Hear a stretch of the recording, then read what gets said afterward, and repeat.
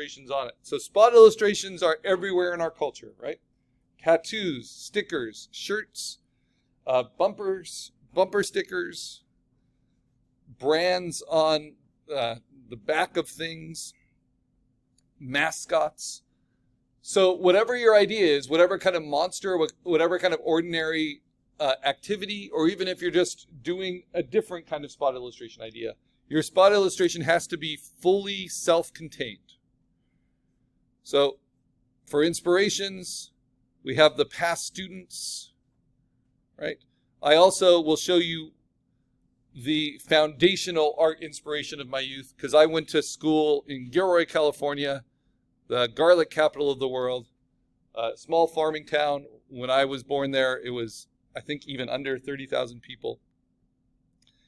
But the school I went to was also, on the weekends, a roller skating rink, right? And so one of the benefits of that is we had vending machines. And the 1980s vending machines in California, pretty much nationwide, were filled with this: skateboarding and surfing stickers. Right? So I was wild for these. And these are exactly what we're doing. And actually, you can see some of my own art. That werewolf head is something I did a while ago. So you see how it just blends in perfectly with this kind of aesthetic. So sometimes, and there are people still doing this kind of stuff today. So it can be good to find inspirations. What I love about these is they're all such evocative shapes. Even when the shapes are simple, like the circle, look at what it's doing with the eye movement in that circle, right? And they would make good tattoos, they make great stickers, they make good t-shirt designs. Very few of them feel arbitrary. So this hand is cut off, right? But it's not cut off with a horizontal. It just has a little bit of personality and angle to where it's cut off. So every shape matters. And sometimes they go with text, but we're going to be adding the text later. So don't worry about text for now. I just want you to worry about the image. So this is kind of the process we're going to take it on. This is a little character I designed for an Angry Elementals, past Earth Day example. And so there's this guy, and then this became the poster, right? So what we'll do in assignment 6 is do type design that goes with your spot illustration, and then put a background behind it that makes it a full poster campaign. But it should also work as a spot illustration, right? So this project is all about just the image. All right. And then, of course, there are all the past student examples of these. So they're always self-contained. Even when they're cut off, they're thinking of that shape, just that little curve. Whatever it might be. So, what is our challenge? I've done my sketch. I've posted the sketch. And then a lot of you have now posted your sketches. The first step I'm going to recommend, especially if you didn't sketch it digitally, is to open up this sketch in Adobe Photoshop. So let me do that. And of course, getting back into our normal flow of things, we want to start an assignment 5 folder in our master folder.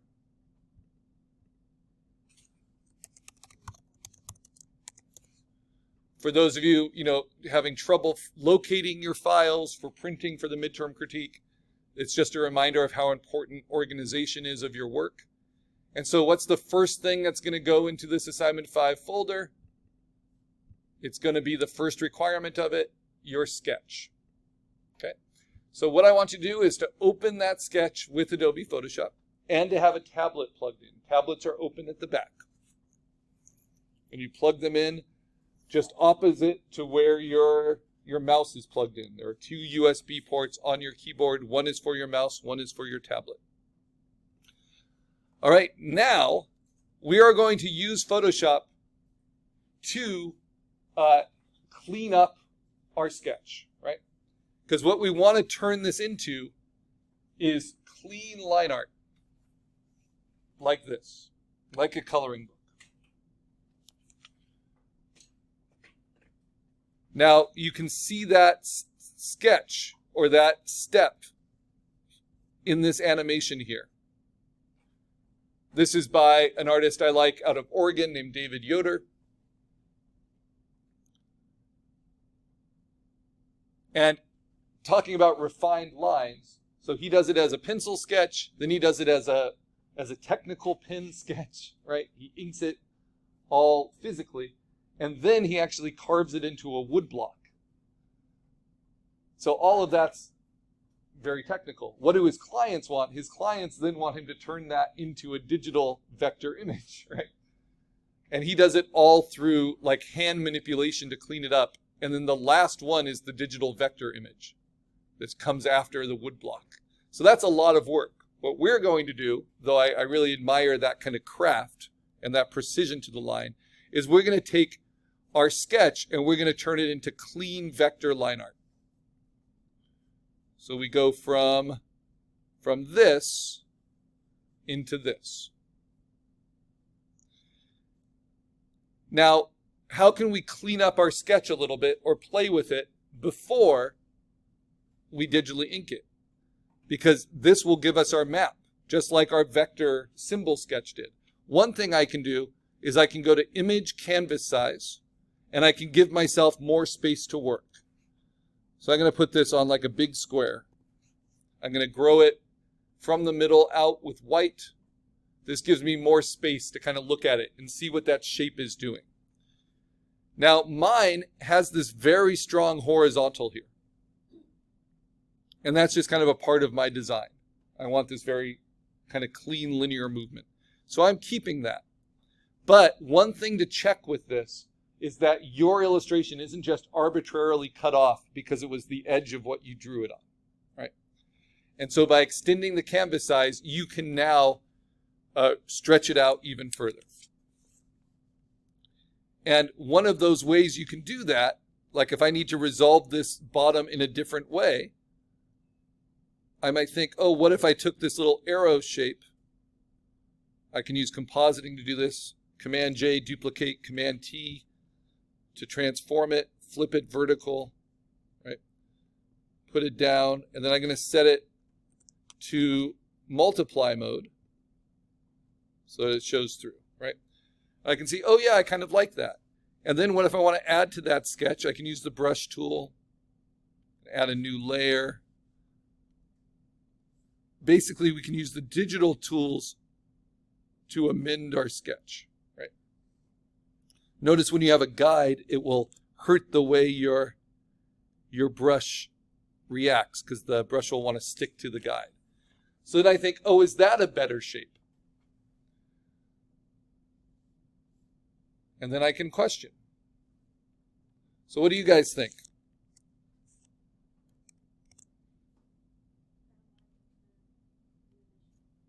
So yeah, is it better without it or is it better with it? Yeah, so even just questioning, right? It might give it a little bit more movement. What I love about spot illustrations, like those stickers from my youth, right? So I'm going to flatten these, is that there is nothing in the vending machine. You know, you paid your 25 cents. There was nothing that dictated that you had to stick it on your locker or on your trapper keeper or on your skateboard, you know, in the right orientation. So that's what I mean by free floating. You want your spot illustration to look good at a weird angle. It might even look good upside down, right? Or seen from a strange way. And that's going to give you a lot more flexibility when we use this for a poster design later. So I might even decide I want to tilt it a little bit. So what do you guys think? Is it better tilted or straight?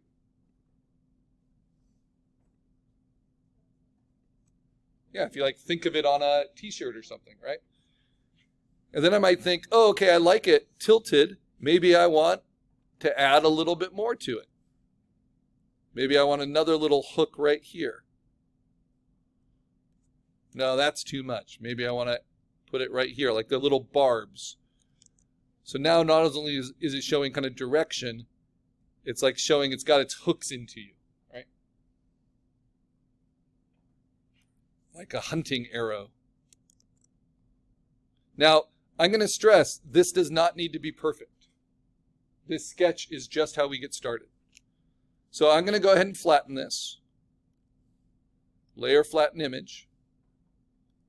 And what are other ways I could try to clean up my sketch? I can just use what we've learned from compositing. Image, adjustments, levels, right? I don't need to worry about color. This is just line art. But levels will help me clean it up. Because what I really want to know are where are the edges of my lines. With the digital inking, we're going to decide on everything else, right? And then this gives me an idea, because I have more space here. You just want to have fun with it as you go. I'm going to delete this, fill it with white. I even like the weird little stair step there. So an idea is to leave this separated and to make this like little teeth, like a mouth that's opening up. Almost like a crocodile, right? Yeah.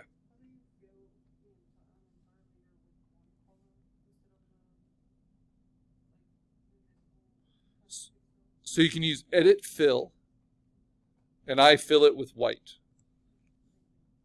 And you can do that with a selection or with the entire layer. Yep. And then that gives me a little bit more room for this little triangle to designate, you know, how we play apps. Like we run our YouTube algorithm or whatever it might be.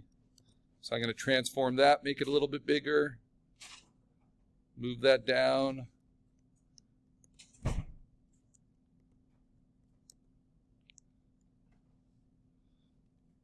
So you just want to use Photoshop and use the compositing skills that we've been working with all semester to improve your sketch. Just give you a clear idea of what you're excited about making.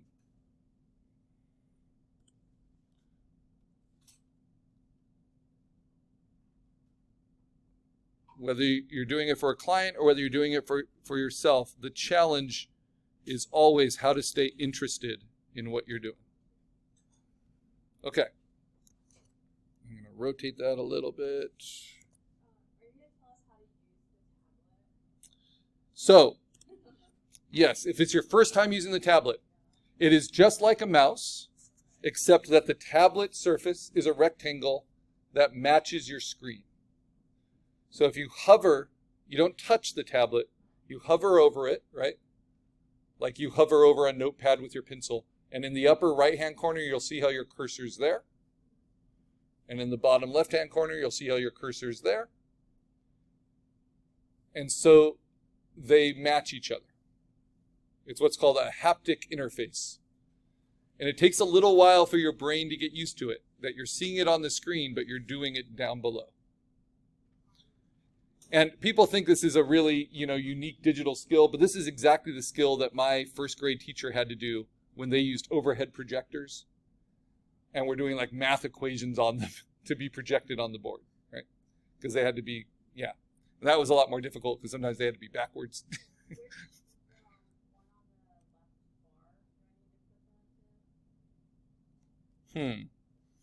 So we're just using it as a mouse right now. So to tap, which would be a left click, right? You just tap the tablet. So to like click a tool, I just tap the tablet and then move it around.